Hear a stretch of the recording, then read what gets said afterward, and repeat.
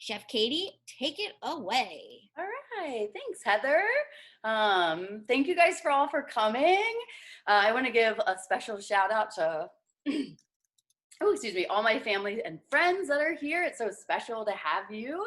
And then the other like 55 people that signed up, we are also super excited to have you guys. This is our very first one. So please bear with us if anything's kind of weird or funky. I'm also used to doing this with two kids running around me. So if it seems like all too smooth and easy, it's only because I'm more used to a double challenge. And if you see my cat on the counter, then you know what you're in for if you ever come and eat at my house. Okay, so if you are cooking along with us, let's go ahead and turn on our oven so that we can get it preheating. So 350 is what we want for our cake to be.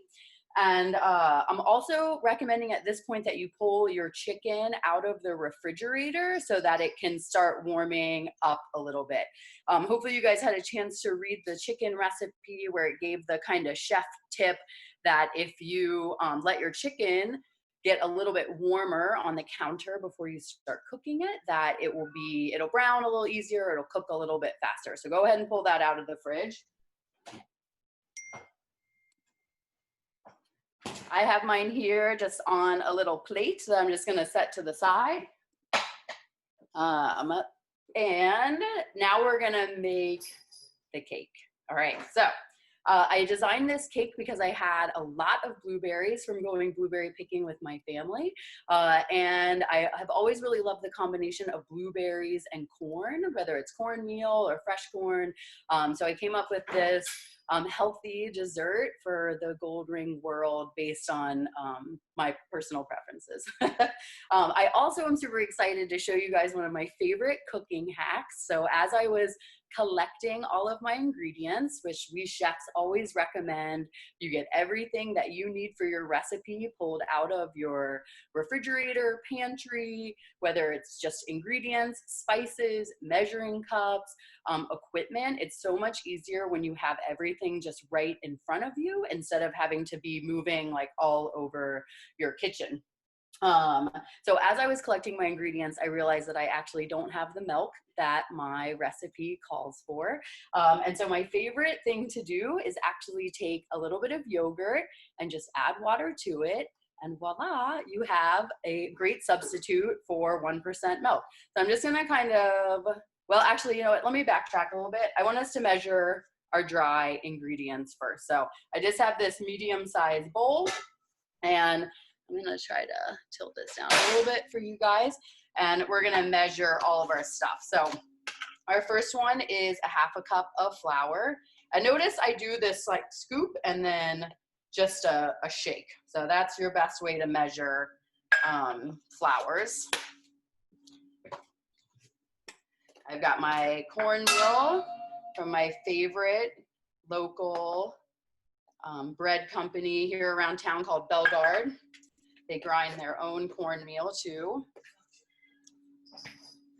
I'm gonna put in 2 teaspoons of baking powder. This is going to give our cake that lift that we're looking for. Now I'm gonna use that scraping method that is built into our can of baking powder. And if you'll notice, I'm like moving everything after I measure it. I have also learned, again, with having lots of children running around, that if I move my ingredients away, I know that I have put them in the bowl. So that's just also one of my mom hacks, I guess, to make sure that I don't put too much of something. So I just added that little 1/4 teaspoon of salt. And now I'm gonna use this whisk to incorporate all of my dry ingredients, okay? By doing this, it means that all of my baking powder and salt is just evenly distributed in my bowl. I'm gonna set that to the side, and now I'm gonna do my hack. So if you'll notice, the reason I wanted to backtrack was that I wanted this clean whisk to mix all my dry ingredients. Now I'm gonna mix my wet ingredients into this liquid measurer, and I can just use the exact same whisk. Even though I make my husband do most of the dishes, I am trying to be kind of thoughtful about not dirtying every dish in the house. Although he'll tell you that's not true. All right, so I'm just gonna put like a dollop in here. I mean, maybe like 2 tablespoons. And then I'm gonna add just a little bit of water. So ultimately I wanted 1/3 of a cup of milk. So I've got my 2 tablespoons of yogurt, and then I filled my liquid measuring cup to that 1/3, and I can just give it a little whisk. All right, and there is my milk hack.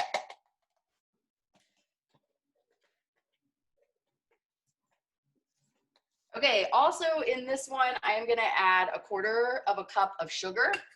And I'm just gonna add my sugar right to my milk mixture. I'm also gonna add 1/4 of a cup of water. Oh, look at that, made for TV, magic. That was just getting lucky. Okay, so I've got my water. I also need to add my 2 tablespoons of oil.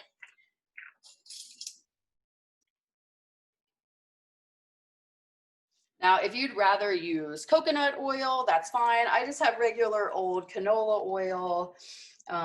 Any sort of fattener like this is gonna work well. You even, if you really want to, you can lessen the amount of oil. You could use less milk. You can use a milk substitute. So you'll see that I have almost a cup of liquid in here. And then once I add my egg, I'll be right about at a cup. So as long as you come up with a cup of liquid, then you're doing good. You don't have to worry that it's exactly the right amount of milk or water or whatever, because you just need that to do. You just need that amount of liquid to make it all come together. All right, so I'm gonna put my whisk aside now.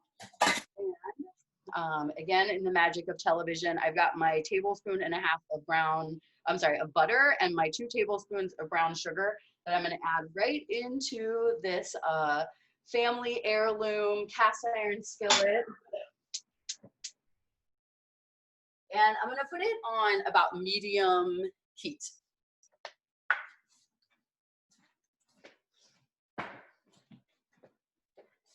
Chef Katie, I have a question. So I know we talked before about this pan that you're using for this cake. Mm-hmm. What are my other options? I don't have a 6-inch cast iron. That's a very good point. So you could use, you could actually use like a metal bowl like this if you wanted that has a flat bottom.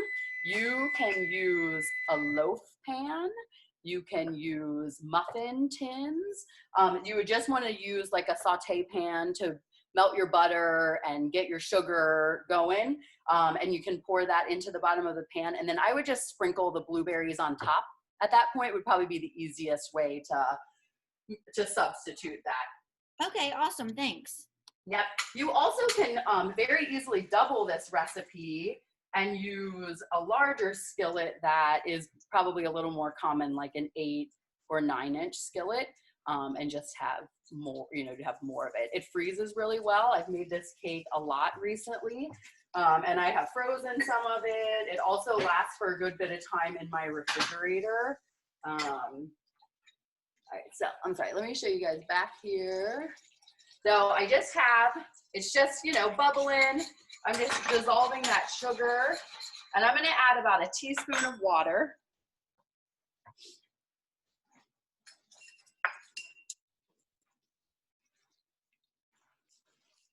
Again, just so that I have a nice little sauce, okay?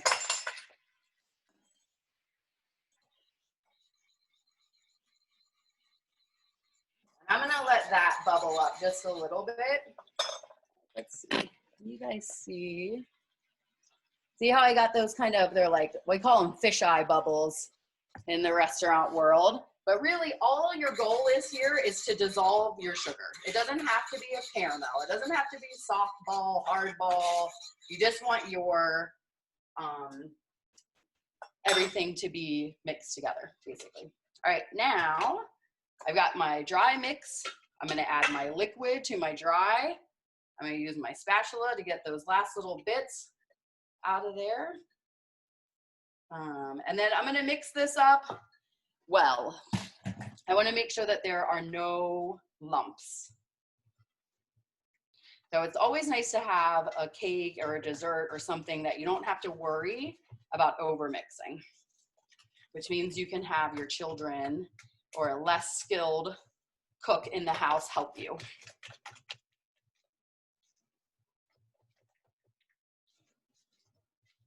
All right, and there's our batter. So now, I prefer to use these delicious frozen blueberries that I have because they're already frozen. I just leave them in the freezer until it's time to drop them into the pan. Heather, can you guys see me okay? Should I move my computer closer to the skillet? Maybe. Anybody have an opinion on that one? Pretty well, but yeah, if you want to do this part a little closer, that's really just good for this part so you guys can see. So I've got like a pretty even layer of blueberries here. Maybe a few extra. I'm gonna pull out. I just look for like one layer. I think that that is a good way to go. So it might be a little bit less than a cup. And then you'll see that I pour my batter on top with very little hesitation all the way till the end. And just make sure that I've covered up all of my blueberries. And I've got a handy pan right here that I just had over here behind me. And I'm gonna put my tray on it and it's gonna go in the oven.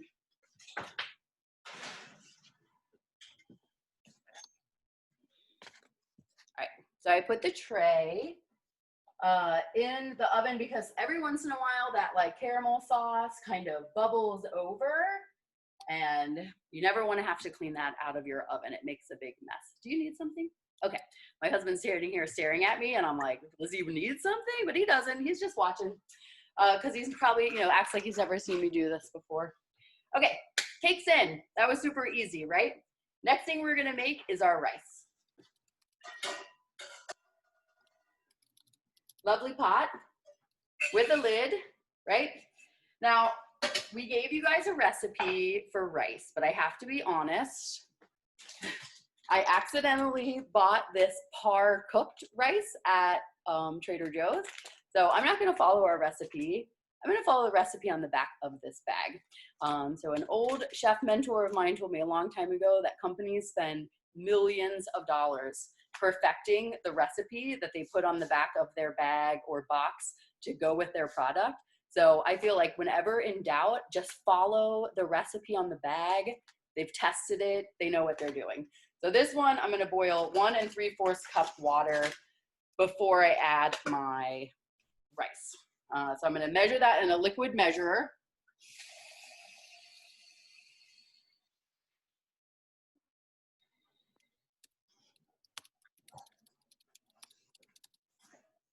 And add that to the pot.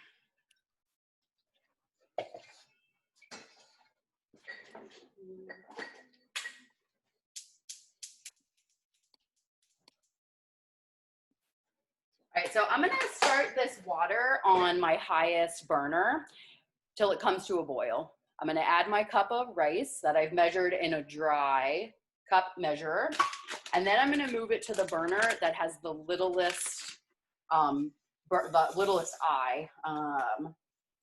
So most ovens at home these days, I think have like the larger burner and then the smaller burner.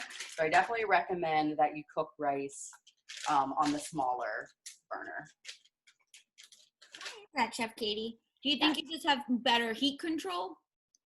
Wait, say that again? Do you think you just have better heat control on that smaller burner? On that small burner, yeah, for what you're trying to do with rice, which is that kind of like steaming, you don't want it in this like really big boil. And so by putting it on that little burner, we also like our big burner is really big. And so like it really cooks things at a pretty high temperature. I want to say happy birthday to my Uncle Doug that just came on the screen. Happy birthday, Doug.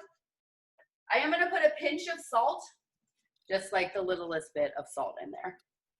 Okay, So I'm gonna give that a second to come to a boil. And we're gonna do our spice mix. Rice, yes. All right. So, when I put together this class, I was really inspired by my friend Sarah Orton, who had asked about making some sauces. And not only are sauces really important, but I also think that having a very flavorful protein makes things just taste that much more delicious too. So instead of just using plain old salt and pepper on these chicken thighs, I'm gonna make this really flavorful spice blend. I copied this spice blend off my favorite spice company called Penzeys. I did my best to kind of break down and pick out all the flavors of the spices so that I could just make it myself. All right, so my water is boiling. I'm gonna add my rice right to it, and I'm gonna move it to that back burner. And I'm gonna keep it on low with the lid on my back burner for 15 minutes. Okay, so I've got all my spices. Just like I was talking about our mise en place, I went ahead and pulled all my spices out, again, to make sure that I had all of my spices. And one of the spices I did have to do myself, which is coriander seed. So this is the seed that comes from cilantro plants. And even if you are not a cilantro eater, it doesn't taste like cilantro. It's a very important ingredient in curry. It kind of has like an orange peel kind of aromatic scent to it. If you don't have coriander, it's not going to ruin this spice mix. It's still going to come out pretty nice. So don't worry about that. And, so let's measure some spices. This might be a good time. I have that little handout that we made up with some different spice blend options. I'm going to share it in the chat. And then the other thing to note is that it is on our website, but I'll also include it in the email we send out to everybody tomorrow, because that would be a good thing to just have on hand, since we can do a lot of different things with spice blends. You know, this is just one option, right? Yes, it's true. And it really, like, once you start making your own spice blends, even for something really simple like tacos or chili, you never go back to the store-bought ones. This company that I really love, Penzeys, you guys see that? They have a website. They ship right to your house. They're from Wisconsin. Their spices are really inexpensive, but also like super aromatic, and it also has led me to just stop buying spices from the grocery store. All right, so I got a half a teaspoon of salt, and this mix that I'm making is going to make almost exactly what we need for the 4 chicken thighs. So if you like it, next time you make it, you can double it, and then you don't have to mix it together every single time you want to make this dish. You'll already have it pre-mixed in your pantry. Brown sugar that I already measured, that's our 1 teaspoon of brown sugar. And next we have our garlic powder that we get a teaspoon of. And our paprika that we get a teaspoon of. And that's just, we call it sweet paprika. It's not smoked paprika. All right, now we're moving to the half a teaspoon for our granulated onion, our turmeric. Turmeric is what gives everything that beautiful golden color. It's in that same family as ginger. It's also a great anti-inflammatory. So if you've got like achy knees or knuckles, it's like a great thing to start incorporating into food that you're making. But I will warn you, it stains things really bad. Okay, so that was coriander that I just added. And then I've got ginger that is in this very cute bottle, but it's not always the most logical. But I love ginger, so I'm fine with it kind of spilling over a little bit. Okay, so that's our spice blend, right? And we're just gonna mix it up. For you from the audience. Oh, yes. So do you have any recommendation for a substitute for something if we don't have coriander? Or should we just leave it out? I would just leave it out, honestly, because this mixture does have like lots of different flavors. Now, if you really, really, really, really wanted a substitute for it, I could recommend using some orange zest. but you would have to use that immediately. So you wouldn't be able to like make a big batch of it and save it with that orange zest in it. I would add a little bit of orange zest, like just like 2 swipes on the zester, which I'm going to show you guys how to zest in a little bit, would help give that kind of aromatic, orangey flavor that coriander has. All right, so I'm just looking for like a nice uniform mixture for our chicken. All right, and now I'm actually just gonna set this to the side.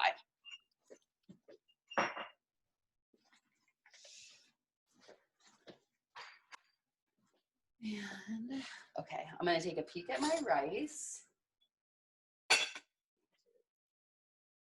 I've put it like on too small of a burner. Okay, so my rice is just starting to simmer, so it might take a little bit longer than the 15 minutes that I had originally mentioned. Not a big deal. Okay, now we're gonna cut vegetables.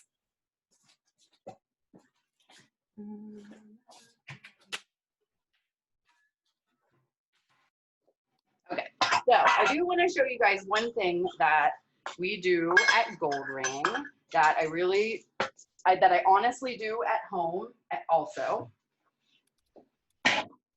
Notice I did just clean off my cutting board, right? So I now have this beautiful large space to work with. But you'll see that here at the end of my cutting board, I have these 3 containers. And so at Gold Ring, we call them treasure, trash, and compost. And so treasure is any sort of scraps like onions, carrots, celery, garlic that we could use to make a stock. Trash is anything like saran wrap or plastic, any sort of thing like that. And then the compost is any other like vegetable that you wouldn't want to put in stock. So like the lemon halves, the like bits of squash that I might have left over, the eggshell would definitely go in compost. We'll go ahead and add that there. And I also want to show you, so this is my bag of treasure. I keep it in my freezer, and you'll see it's got like carrot peelings, some like tomato bits, and this is what I use when we have chicken for dinner, and we have leftover bones from our chicken. I make homemade chicken stock. So you'll see this recipe that we're gonna make with the vegetables calls for chicken stock. It really only takes like at the most 45 minutes to an hour and a half to make stock. You got that frozen bag in your freezer, you've got bones from dinner, you put it all in a pot, cover it with water, and let it cook for a half an hour to an hour and a half. If you wanted to add bay leaves or peppercorns for some extra flavor, you can. But ultimately, you're gonna get this really flavorful liquid that was all stuff you would have normally thrown in the trash can. And you're gonna see a big difference in your food when you use homemade stock. So if you ever make stock at home, I challenge you to just go ahead and buy one of those boxes of stock from the grocery store. They're only like $2 and taste the difference. And that box that comes from the grocery store is completely unrecognizable. It tastes a lot like citric acid. It tends to have a lot of salt in it. So when you realize like how much better it is when you make it yourself, you kind of find the time. Joe makes all the stocks. I will be honest, my husband really takes care of all the stocks. He's kind of obsessed with it, but he also makes it in the crock pot is his newest thing. And so you can put it in the crock pot and really just forget about it and not worry about it getting too hot or not hot enough or whatever. And then you just strain it. I freeze them in 2-cup containers or ice cube trays so that I have 2 options of how to use my chicken stock. I can use it for a soup or a sauce or rice or something like that, or I can just use a little bit like I'm going to use for this recipe where I wouldn't necessarily want to defrost all of the, a 2-cup container or 4-cup container of sauce. I can actually just get a little bit of sauce. I think, did somebody ask about the rice? Yes, about the parboiled rice. Mm-hmm. Yeah, Amber just typed a nice little. Okay, great. Okay, good. I won't worry about it. Thank you, Amber. All right, I'm also gonna check on my cake.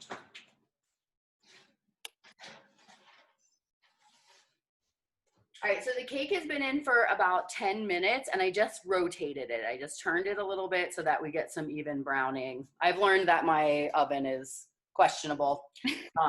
Okay, I'm gonna move. I have one more question about the rice. Yeah. Daisy wants to know, she says her rice always gets too gluey and sticky. What is she doing wrong? And I will admit, I went to culinary school and sometimes I also can't cook rice. So help us out.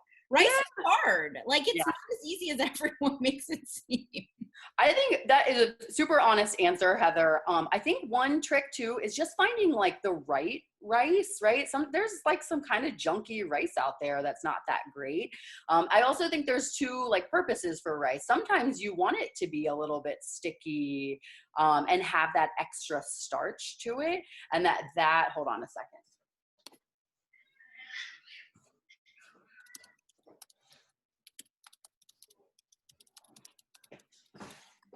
Okay, sorry, I had to get the cat off the counter. Okay, so I do think the other thing that can really help is that once that timer goes off and you check your rice and you taste it with a spoon, because you also always want to make sure that your rice is cooked all the way through before you take it out of your pot. Take it, then dump it out of your pot onto like a large plate or a baking sheet so that it doesn't keep cooking. I think sometimes when we cook rice, and then we leave it in that pot to hang out while we're doing other stuff, that's when it can tend to start overcooking and get kind of mushy and sticky. I hope that helps. All right.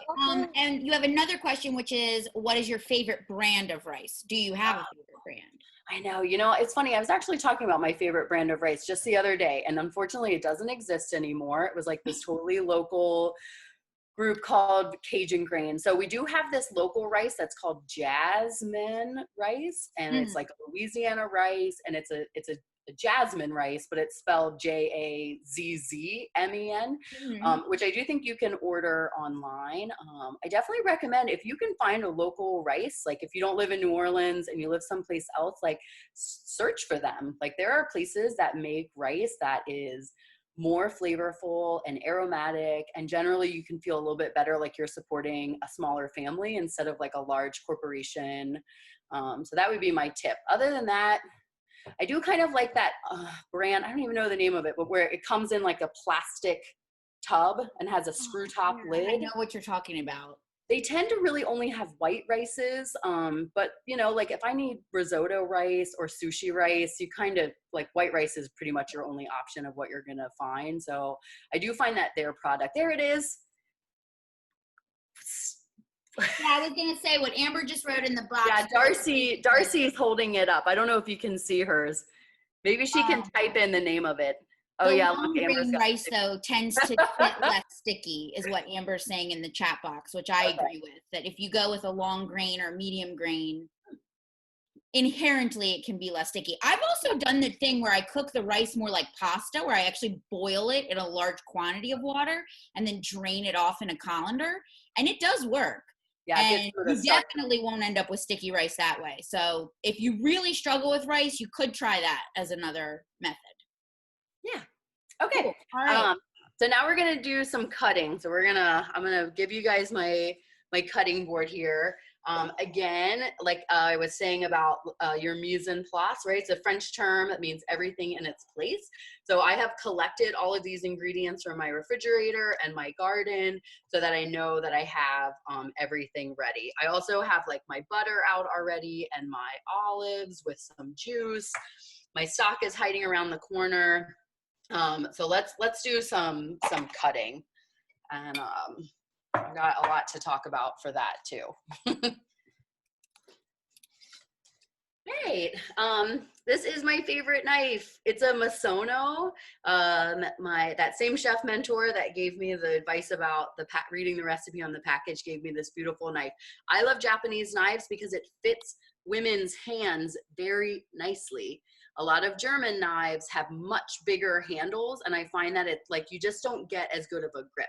I also want to show you guys how I hold my knife. So my thumb is actually up against this blade. My 3 fingers, starting with my middle finger, are what is on the handle, and my pointer finger is kind of hooked, so that ultimately I'm pinching my knife with my forefinger and my thumb. That makes this the center of my knife.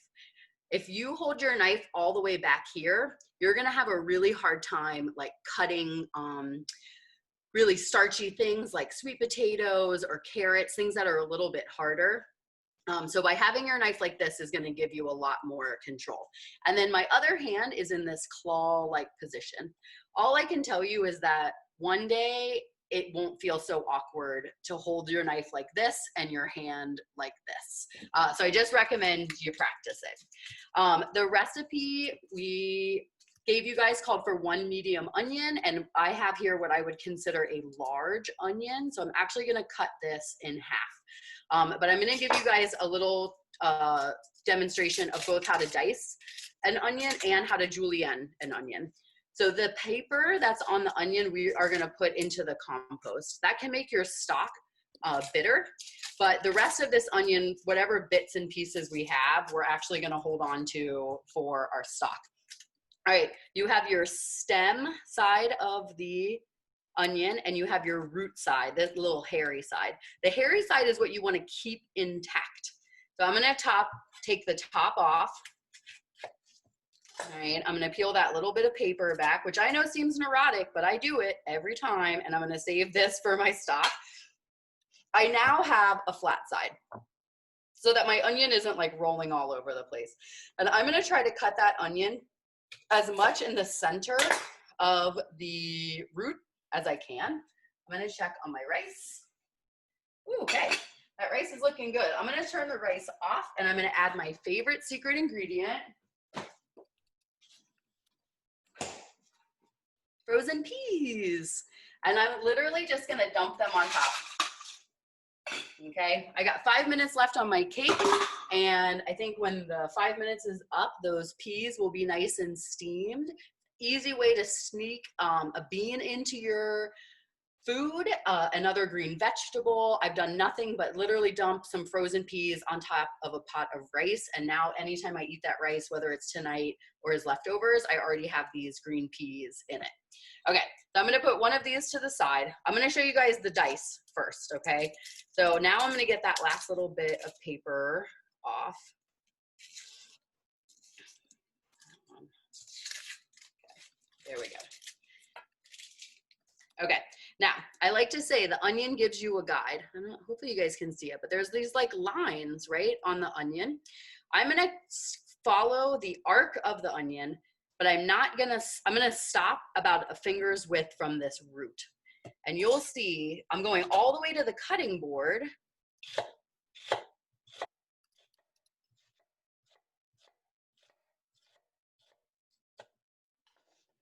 But because I stopped, my onion is still one piece. And now I can just simply turn it perpendicular and cut it for the dice.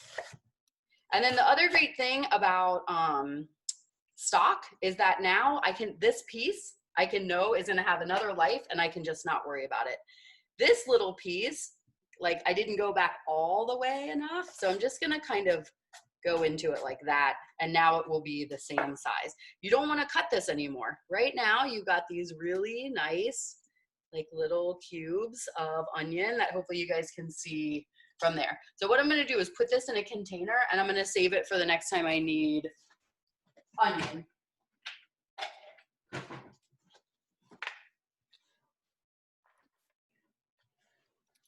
I'm a big fan of always clearing off my cutting board before I do anything else. Again, giving myself the most amount of space is gonna allow me to cut quickly and safely.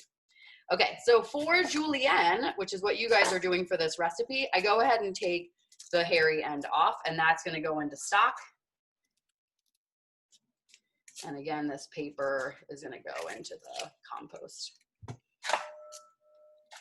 Okay, again, I am gonna follow these lines, right? So no, there's like, I recommend not ever having like half moon onions. You always wanna cut with the lines, but I'm not gonna follow the arc this time. I'm just gonna go straight up and down. And I'm gonna use my hand in this claw position to help me guide. So the blade is actually like the metal is kind of just touching my knuckle. I'm pulling my fingers back as I cut. And then that last piece, I kind of flip down and I do the same thing, okay? So that is our julienne onion. If you find these little things, like a little bit of either like it's dry or it's starting to go to root, I just cut those off and put them in stock. Okay, so I'm now gonna put these onions just right back into that handy container that I had my other stuff in. And next we're gonna cut some squash. So I picked this recipe because here in Louisiana and specifically New Orleans, we will be eating squash and bell peppers for the next 3 months. It is in every CSA box. Every farmer in the state is trying to sell peppers and squash. So you can certainly use whatever that like local seasonal vegetable is, you can use that. So today I have patty pan squash, and I also have these cute little baby green squashes, I guess. So for the green squash, I'm gonna cut that top off and it goes into compost. I'm gonna cut the butt off and into compost.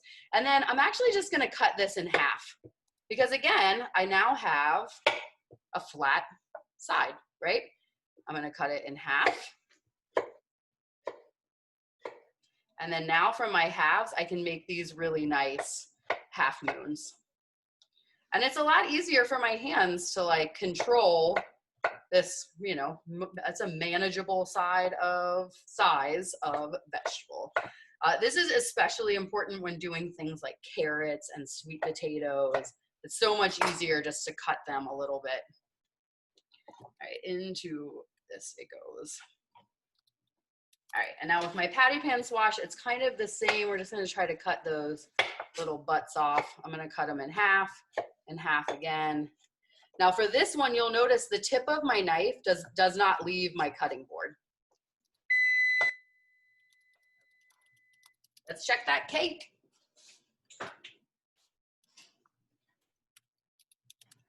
Okay, so I do want you guys to see that like it's still a little juicy in the middle. So I'm gonna keep it in the oven.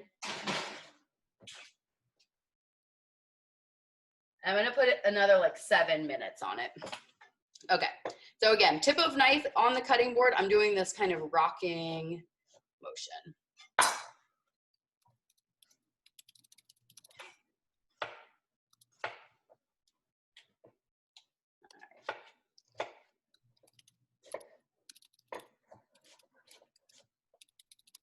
Okay, peppers. This is like my favorite trick to show folks for peppers. So the first cut that I make in a pepper is all the way on the edge.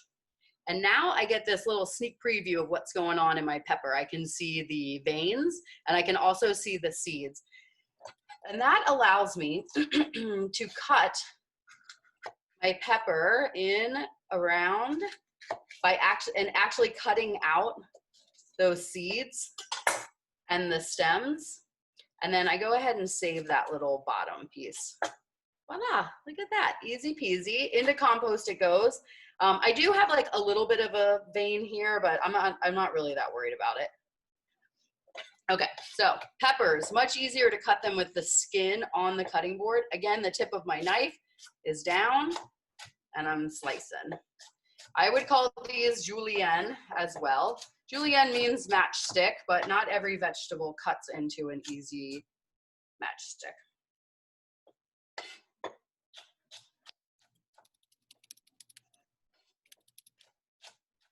Okay, so there are my peppers. On to here they go.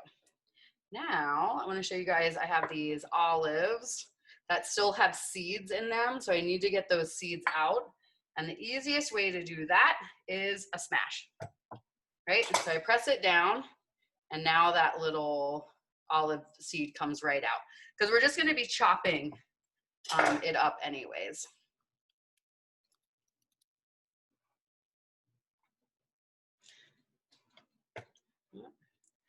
There we go. Okay, compost. And now we're gonna do a mince. So not quite as thoughtful as the dice and the julienne, but you're just looking for a smaller bits and pieces. If you can leave them pretty big. Do you like olives a lot? I like olives a lot. I think that's a pretty good amount. I'm just gonna put it right back in this juice.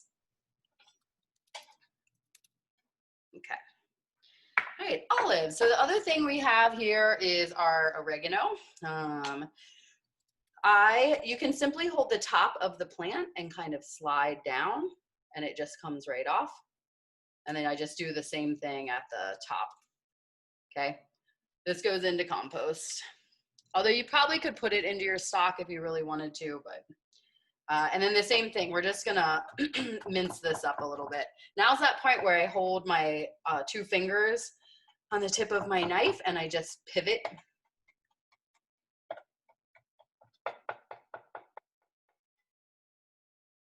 Okay. Now, I do wanna show you guys zesting the lemons. I've got my zester here. I am really pretty hip to this microplane Xylus brand. They make a great zester. I always put a container because you want to catch all that good stuff. And it helps to have a container that kind of butts up against this so that your zester doesn't slide off. And then you're going to do your best to make a like kind of half moon shape so that you actually get all of that lemon. It goes from the tip to the tail.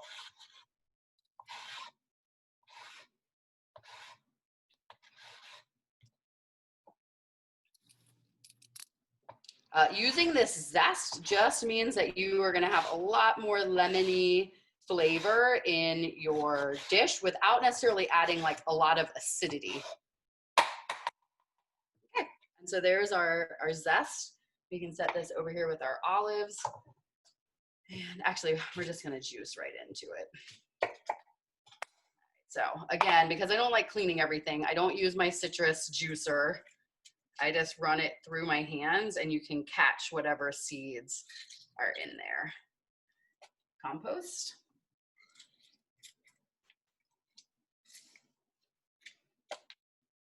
I especially love having my compost and my treasure and trash like right over here in front of me, because the way my kitchen's spaced out, and really I feel like how most people's are, is like everything's not right next to you and you find yourself moving all over the place. And like I said, I don't do this just because you guys are watching. This is like how I usually set up my cooking stations when I work like that.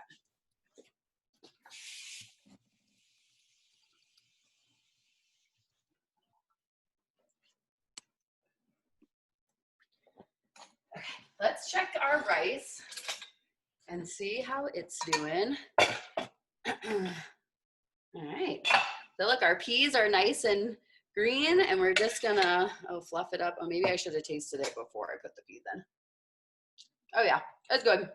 There's a little bit of water at the bottom, but I'm just gonna use this slotted spoon if I have to. I really think too, the trick with rice is like to taste it. And sometimes if you've added too much water, you can actually just dump it right through a colander and get that water out of your way. Chef Katie, we have a question about the cake. I don't know if you're going to check yours again soon, but Diana wants to know if the cake gets flipped over after it's cooked, so the blueberries on top. I think we may have forgotten to write that step in the recipe, which was our mistake. So I'm guessing you're going to do that, right? I am going to do that. And I do, hopefully in the title, it did say blueberry upside down cake. And so maybe I thought was a given, but we can certainly adjust that recipe. Yes. But yeah, so when I pull it out, I am going to flip it, but I'm going to give it a little bit. I'm not going to flip it immediately because I want to make sure that those blueberries are kind of set. Also, sometimes your cake actually continues baking a little bit after you pull it out of the oven, and that can be really helpful for how it holds up and how it looks. So once we pull it out of the oven, I'm going to let it chill a little bit, and then I'm going to flip it. How long would you recommend if somebody has already pulled theirs out Oh, How okay. long would you recommend they let it sit? I would say like 7 to 10 minutes. Okay, great. Because you still want it to be warm because you don't want it to stick to your skillet. And so that it being warm is certainly key. But I would think after like, you know, let's say 7 to 10 minutes, I think would be a safe time Okay, to cool. flip it. And I'm going to check mine again now that we've talked about the cake a bunch. And it does look like we're going to go over on time. Hopefully everybody has a little extra time to stay with us. I know there were some technical difficulties, and we do apologize for that. Some people had trouble getting the link to log in. The whole entire session is being recorded, though, and you will get that tomorrow. But you know, hopefully you'll stick with us, and we'll just get through the rest. The rest should go by pretty quickly too. So, all right, back to you, Katie. Okay, thank you. Okay, so here's my cake, and you can see like it's split a little bit. That was where I could tell it was still a little bit raw the first time, but notice when I touch it, see how it springs back? I think that is the best way to tell that this cake is done. I'm gonna set it to the side, and now it's time to cook some chicken. I'm leaving my oven on because I may have to I'll probably pop my chicken in the oven to make sure that it's all done. All right. Okay, so for simplicity's sake too, for the sauce, I'm gonna just put all of this stuff together because it all gets added at once anyway. So my olives and the juice, the lemon and the juice, the chicken stock, which I think was like a half a cup, right? Yep, a half a cup. I'm gonna leave the oregano and the butter off to the side because that goes in last. Okay, so now you can just get this out of the way. And okay.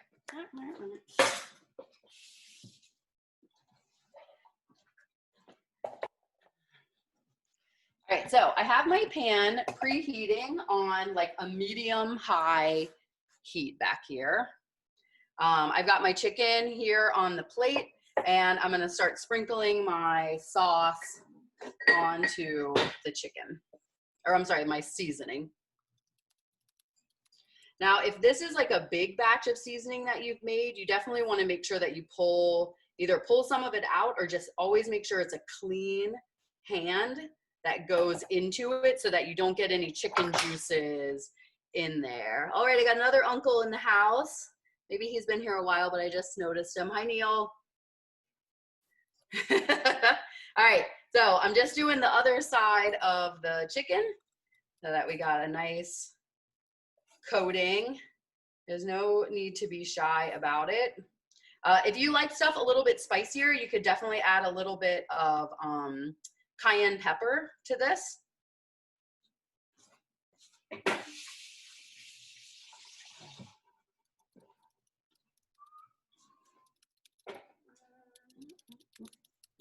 Okay, so my pan is warming up. I'm gonna add 2 teaspoons of oil. And yes, I'm going to measure them. One thing I have found when people in class do not measure their oil, they tend to use almost at least double, if not 3 times the amount of oil that our recipe has called for. So believe it or not, these 2 teaspoons of oil is gonna be plenty. I'm gonna give it a little roll around my pan. This one's also a family heirloom. All right, and then what I'm looking for is this kind of like shimmer, right? You know how sometimes like on a hot day, the sidewalk has that kind of waviness to it? That waviness is what you're looking for in this skillet. So now that I know it's hot, I am gonna start with what would have been the skin side of the chicken. So because the that way less you'll get like, ugly side. yeah, exactly. Not the ugly side, the pretty side. Right. And that way we'll get like a nice brown. The other side is kind of looks a little crazy where they took the bone out. Mm-hmm. And you want to see like some sizzle when you put it in the pan. That's also a good sign that that it's warmed up enough. And I do try to make sure that like everything on that side is touching the skillet so we get a nice brown.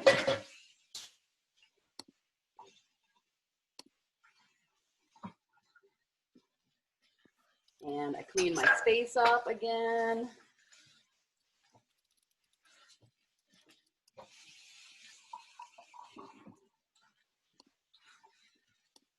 Okay, so now I want to show you guys my other favorite hack beyond using yogurt instead of milk, which is the turning of the pan. So instead of moving my chicken all around in this pan where it might be getting stuck, or maybe I can already tell that this chicken right here is not getting nearly as much heat or oil as this chicken here, I treat my pan like a clock. So right now it's at 3 o'clock and I am gonna turn it to 6 o'clock.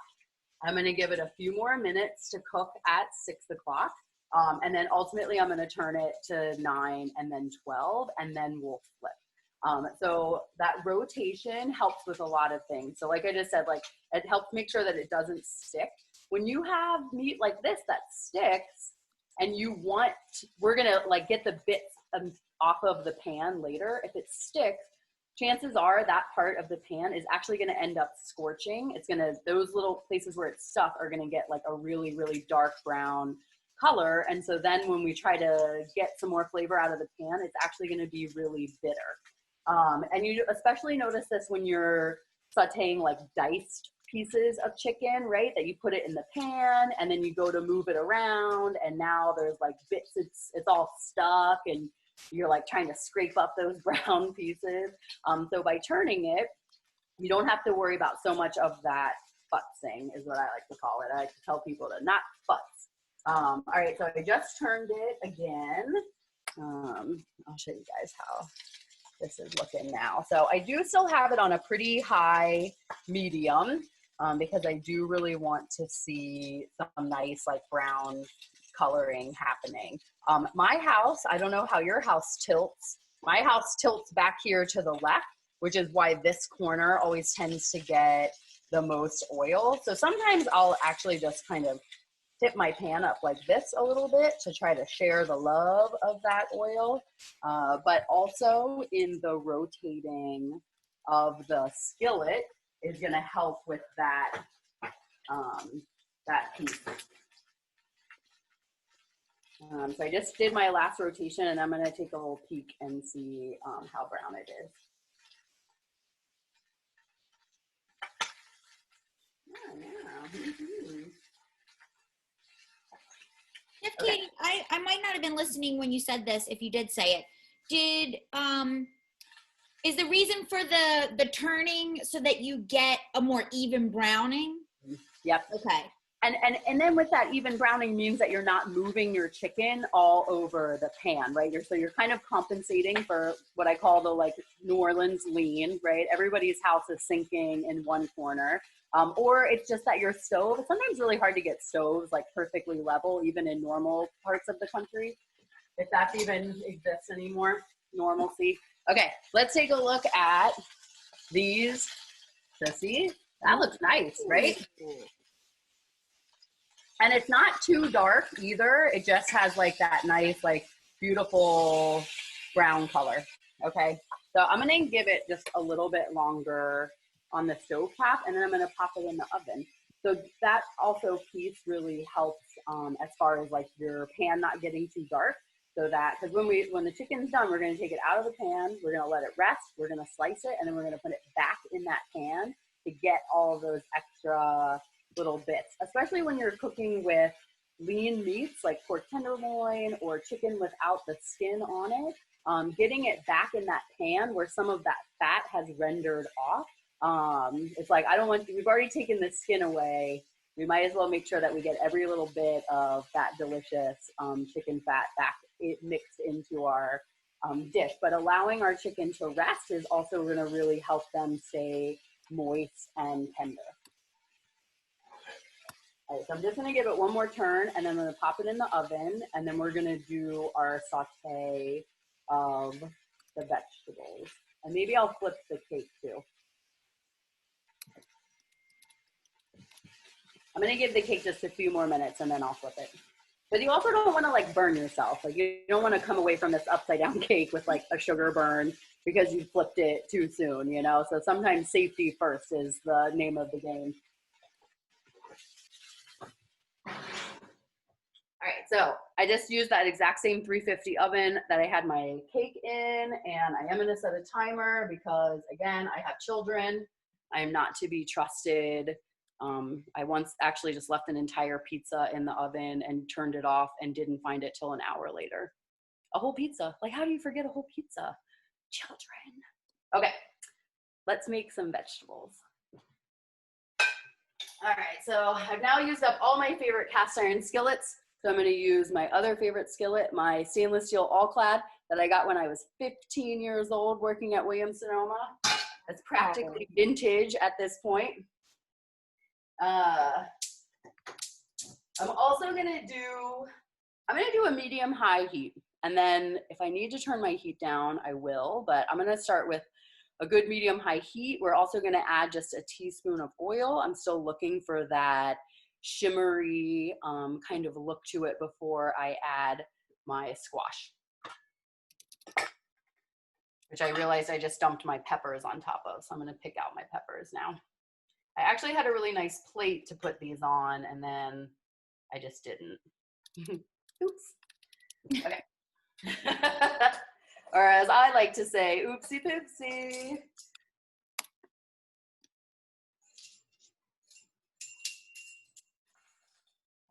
All the folks on here that are wondering what we named our new baby kitten, Champ is his name. So now you know, even whether you wanted to or not.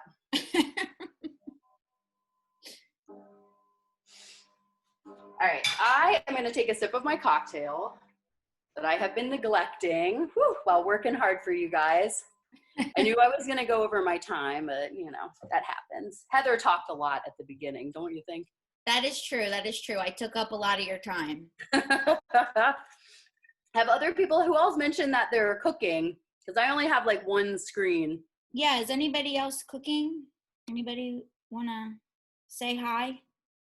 Are we going to cook later? Oh, Denise is cooking. Awesome.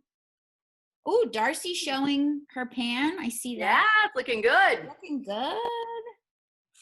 Well, to anyone who's not cooking, hopefully you'll use the recipes and cook them later. Oh, Latasha's cooking. Yeah. All right, I see Cheryl's got one too. Oh, yeah, Cheryl's cooking. That's fine. I would act to say maybe afterwards you guys can let us know, because we really were kind of like, who's going to cook? Who isn't going to cook? Is it easier just to watch this versus cooking with it? So it would be really nice to get some feedback from the folks that cook. Gail's cooking, Jacqueline's cooking, Diana's cooking, Verna's cooking, Angela's cooking. Everyone's saying they're cooking. That's awesome. I love that. Yay. It's like we're with you in class, but we're on a screen. Yeah. So it works. Well, and it seems like hopefully we're moving like at a good pace too. You know, that people don't feel, I don't know, sometimes I feel like I could move too fast. And so it's nice that people seem to be cooking along with us. Okay, I've got my hot pan. I'm going to add my squash first. And what I'm really trying to do is make it lay flat on my skillet so that I'm going to get a really nice kind of brown color on the bottom. Always be careful when adding your vegetables to hot pans. That's when that, you know, those little bits of splatter can get you. And I'm going to do something similar to the chicken, again, because I know how my house tilts. I'm going to be doing some rotating, especially at this beginning part, because what I really want from the zucchini and squash is a nice brown color. So that first one that I put in, much like the chicken, I am just going to let it sit. I'm going to do some rotating. I might just like move a few pieces so that I have a nice even layer. And then I'll show you guys. Katie, can you show us the pan so we can get a sense of what you're doing there? Absolutely. I was just about to. There we go. So we just have like a nice even layer of it. And again, I'm just going to kind of do some rotating of my pan. Because if I keep mixing it up, I'm not going to get the sugars that caramelize from that zucchini and squash. And not to say that that's like bad, but it just, you get so much flavor from the caramelization of vegetables and meats. My buddy Chef Frank Spreitzen and my other friend Jody, who I think is on here today, we're both big fans of saying that brown is the color of flavor. And so that is what you are really looking for with a lot of your vegetables.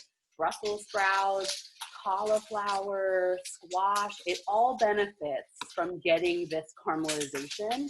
And with that comes some patience, right? So you have to kind of let it chill, which I feel like, you know, the rotating at least gives you some activity to do with it without trying to stir it around all the time.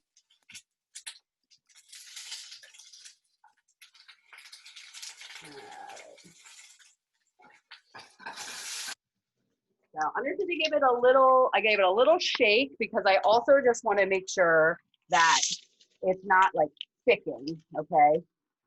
And you can already see some of our delicious squash has that really nice like brown color.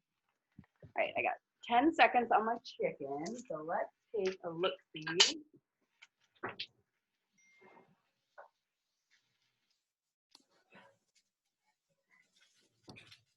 I'm gonna just give it 2 more minutes. There's one thigh that was a little bit bigger than the rest, so we're gonna let that guy have just a little bit longer. And I'm now going to go ahead and, let's see.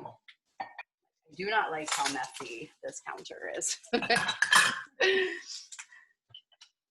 Yes, we like a clean workspace. I know, right? But not a clean house. That's my husband's job.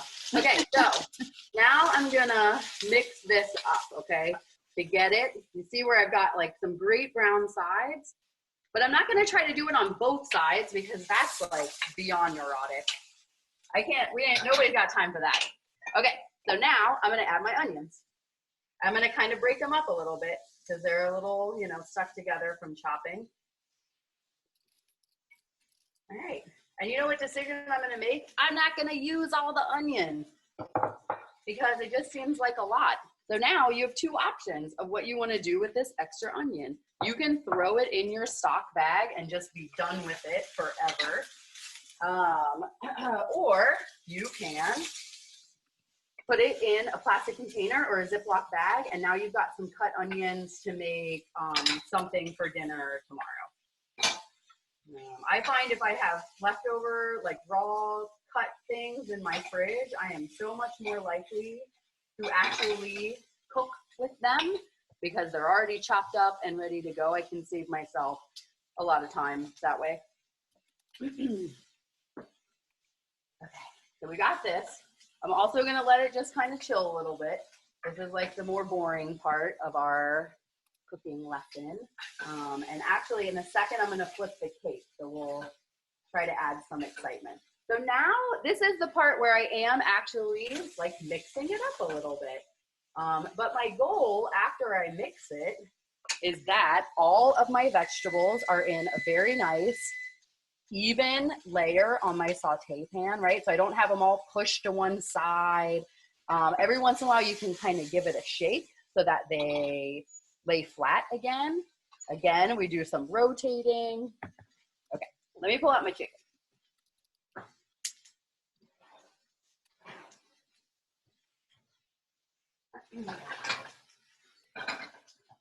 Okay, so my chicken looks really, really good. Okay, so what I did to check my chicken is I pushed it. See that spring back again that's happening? This is my biggest piece, so this is really the only one I have to worry about. And I'm just doing a little touch, and I know that it's ready. Did you have a question? The other thing we can do if you want to be really precise, you can use a meat thermometer, instant read thermometer. You want 165 for any chicken or poultry. That's going to be our safe temperature. But Chef Katie's a pro. She knows what it feels like. It's just, you know, just enough of a little bounce back, not too squishy. Too squishy would mean it's not cooked enough. Mm-hmm. And sometimes too, if you have like one chicken thigh that is exceptionally bigger than the rest, you have 2 options. You can take the 3 that are cooked and put the one back in the oven to finish baking. But sometimes when you want to reuse that pan, and there's no chicken on that, you know, 3/4 of that side, it can again get too dark. and then you get this kind of bitter taste.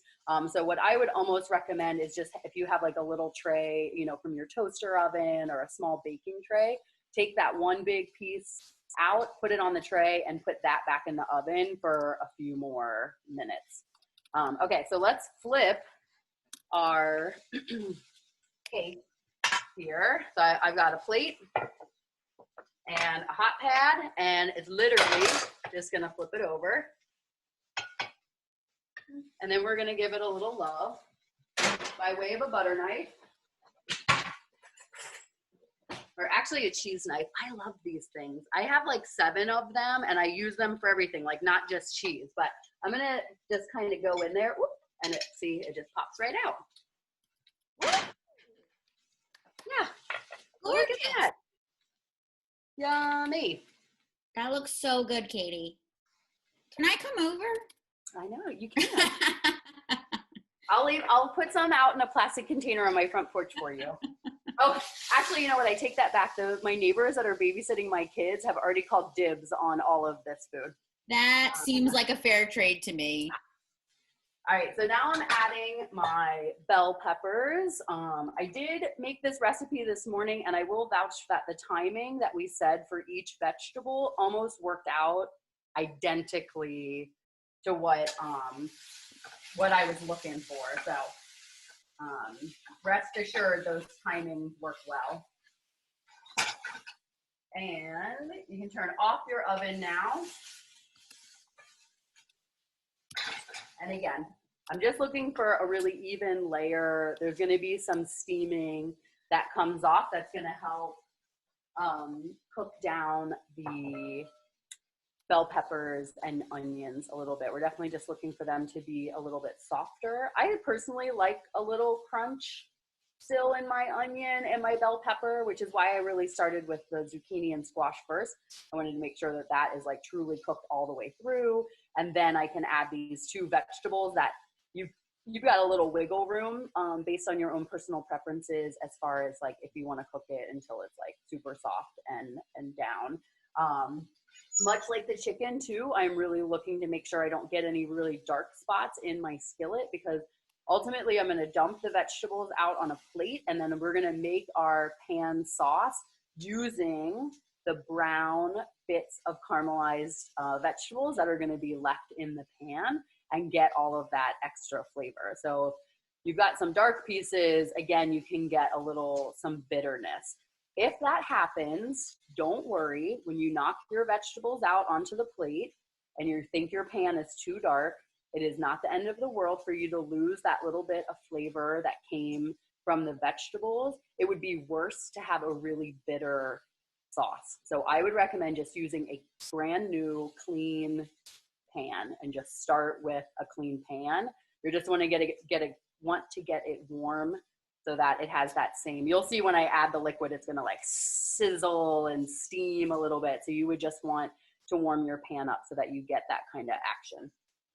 That's a great tip, Katie, because I feel like we've all been there where we've gone a little too far. Yeah. We know we're supposed to keep using that same pan, and we think, should I change the pan? Should I not change the pan?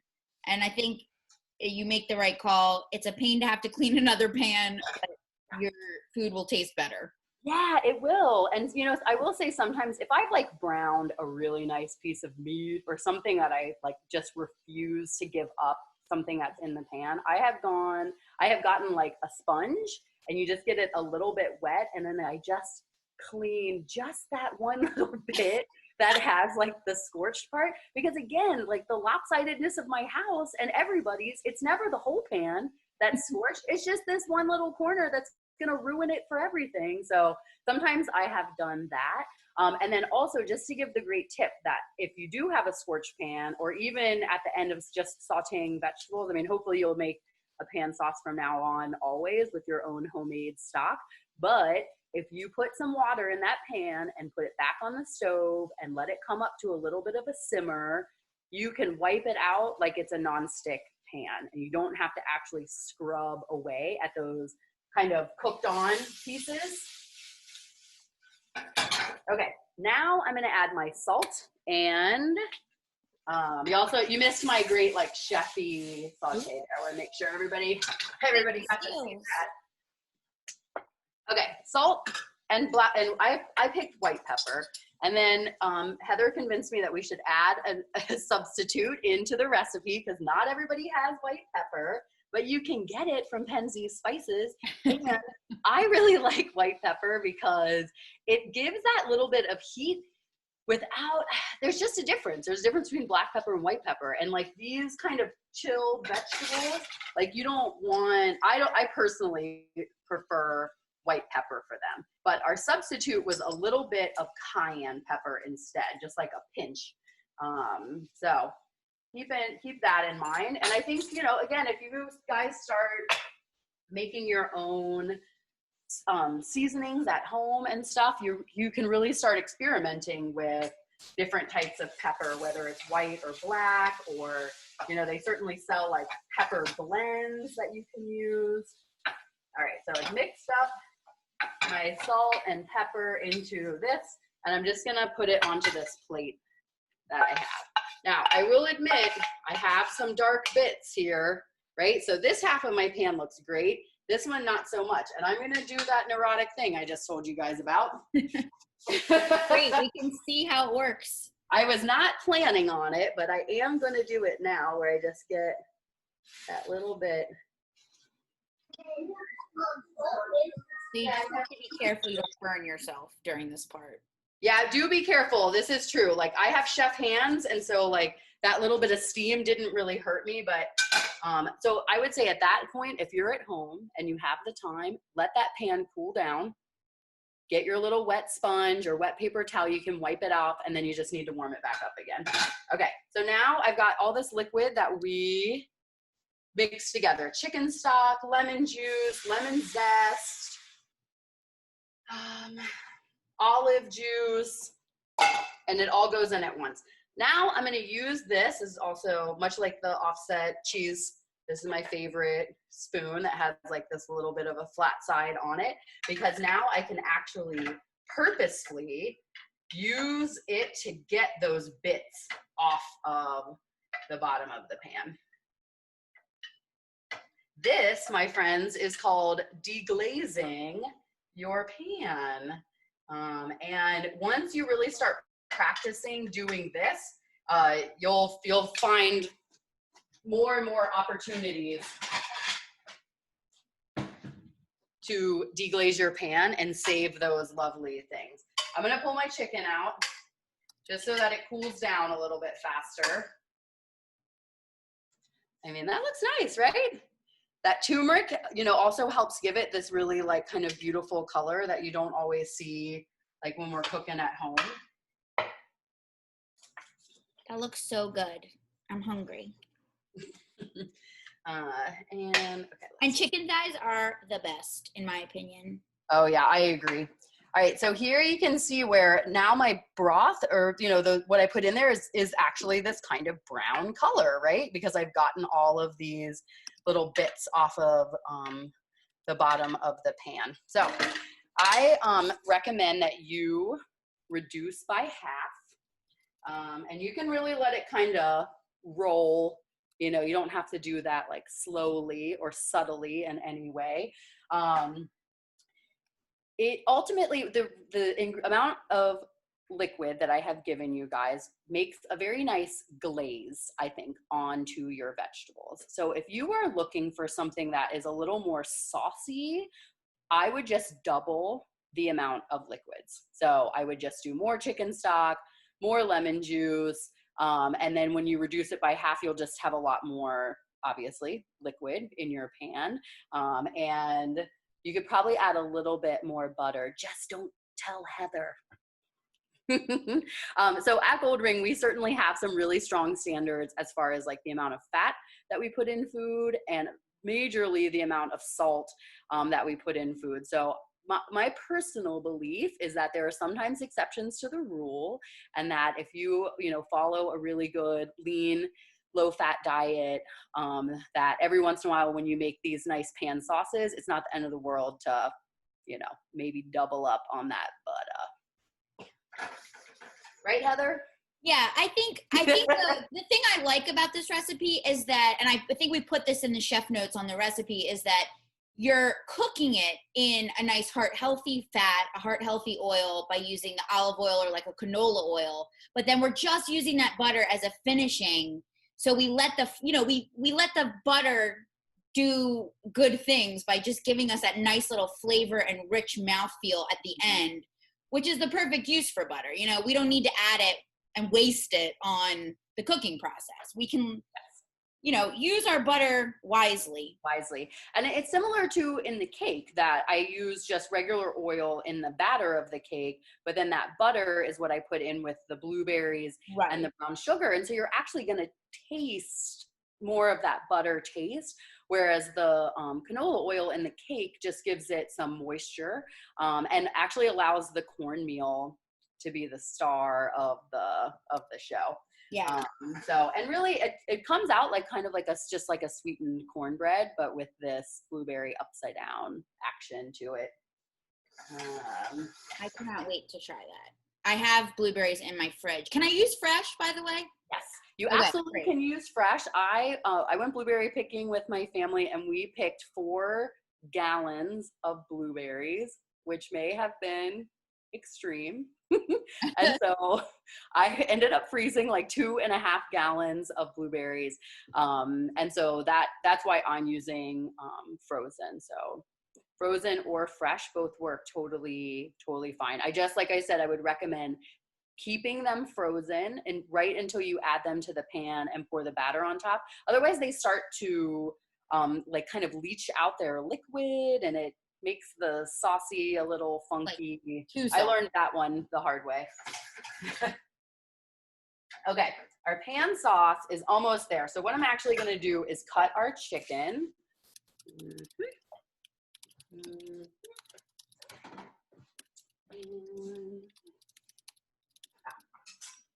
Okay, so I've got our chicken here. And with all meats, you want to cut against the grain. So I'm just going to cut them into these kind of nice strips like that and throw it back on the plate. And then I'm just going to throw it in the skillet and get those last little bits.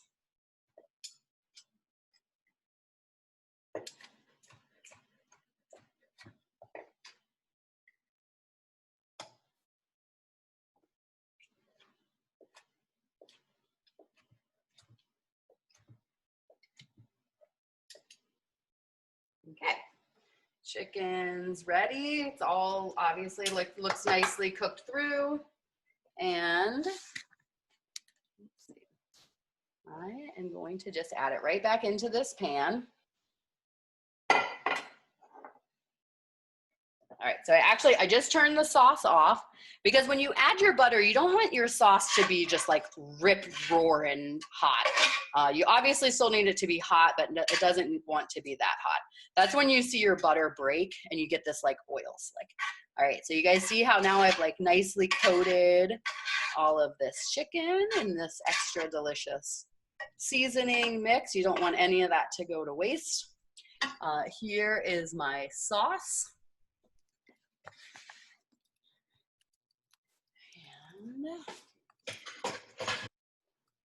All right, so for y'all's sake, I'm gonna move the sauce over here so that you guys can see that.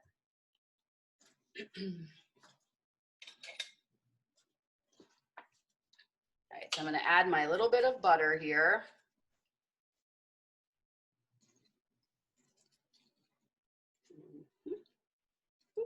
And then the last thing that I am going to add is that chopped up oregano. So when you're using fresh herbs in recipes, hold on. Sorry. When you're using fresh herbs in recipes, you really want to add them right at the last minute. That way you're going to get the most of their flavor out. Otherwise it kind of cooks. And then see how I'm actually just like tossing you don't want your butter to just like melt immediately. You want it to kind of gradually melt into your pan. All right. And then you have the option. So you can leave it a little like, I wouldn't exactly call this runny, but it doesn't quite fall in our category of what we call coat the spoon. So nappe is what happens when you have it reduced just enough that you can see this like shine on the spoon. So I'm gonna put it back on here just for a second. And you don't want it to be like rolling, boiling, or again, your butter is gonna break from your sauce. Okay, now it is time to plate our meal. At Goldring, we love using salad size plates versus the really large dinner plates. Studies show that you eat 33% less food on a smaller plate. Your brain looks at a plate that has the same amount of food on a small plate versus a big plate. You look at the big plate and you say, well, that's not enough food. I am still gonna be hungry. Versus a smaller plate where the same amount of food looks like a lot of food and your brain falls for that trick. Okay, so we got some rice here. Okay, we got our rice. Let's do this. Perfect. Okay, so we can put some rice on the plate. I'm like the type of person that goes in and like picks out, I want as many peas as possible. I love green peas. Okay, so my sauce is ready. I do want to show you guys that. All right, so see how it's like, you know, bubbling up a little bit there? I can just give it a very simple shake and we have reduced it a little bit. Okay, wait, I'm sorry, I forgot, we're plating.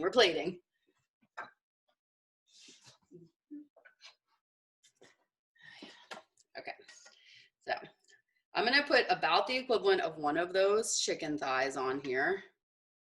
And then, you know, if it's for you, you like pick out one of these like money pieces, right? It's got like the extra crispy bit on it.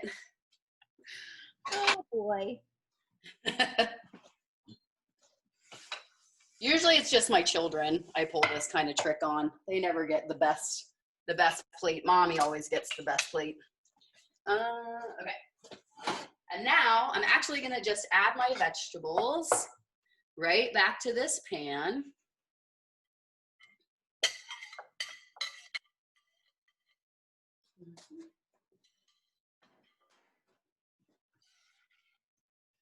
And just give it a quick toss. Oh, did we add butter or salt to this part? We didn't to the sauce, right, Heather? We take the salt I out. think we did not. Let me double check. Correct. We had salt in the sauteed veggies, but also we talked about the fact that we had those olives and the olive juice, which have that salty taste to them already. So we don't think it needs extra salt. Yeah. And I really like that trick of like using ingredients that are salty by nature, but also have other flavors going on. Like Parmesan cheese is another great example of that, where it's like, you could add salt, but what if we just added a little bit of Parmesan cheese and then we get, you know, more complex flavor on our taste buds? Yeah. Yep. Absolutely. Yeah. Like things like Parmesan, feta, olives, capers, Yeah. can really transform a dish more so than just salt. I will say though too, I feel like folks, like if this is your first time ever making a Goldring recipe, because I can say honestly, this is how I felt when I started working at Goldring, is that every dish I thought, wow, that needs salt. And then eventually I got so accustomed to how we cook at Goldring that if I go out to eat, or if somebody misread the recipe and put too much salt in it, I could detect it immediately. Or I felt like things when you go out are too salty. So I will say then with that is that if you feel like this needs a little more salt, by all means, add just a little more salt. Like if you have some nice crunchy sea salt that you could add right on top, if that's going to make you more excited about eating brown rice and vegetables, then I say go for it. And then just, you know, always try to pull it back a little bit. Most recipes are going to call for like a half a teaspoon to a full teaspoon of salt. Ours generally call for a quarter of a teaspoon to a half a teaspoon for like the whole plate of food. So I like to say you can start there and you can always kind of lean more. So certain things that sometimes need a little more salt. Okay, that's my speech about salt. I think we also decided this cake was six servings out of this cake, just so that you guys know. Just to make it gold ring approved, we made it 6 servings. Yes. Yeah.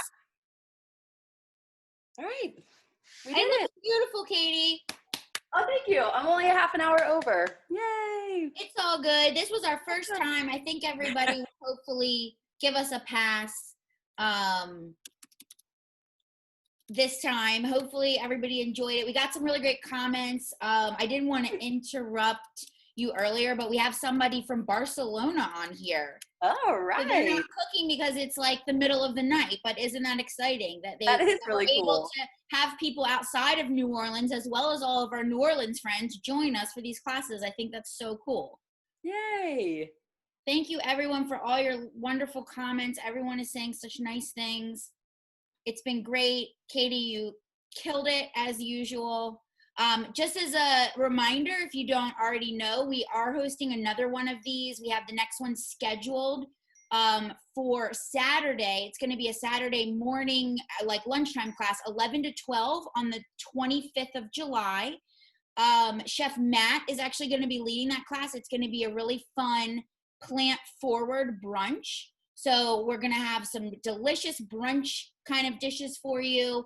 And it's not going to be completely plant-based. We're going to, you know, let you have a little bit of animal products, but we're going to show you how it's not, you know, too difficult to add more plants into your diet. And I think it's going to be a great one. I'm going to email you tomorrow. You're going to get the video.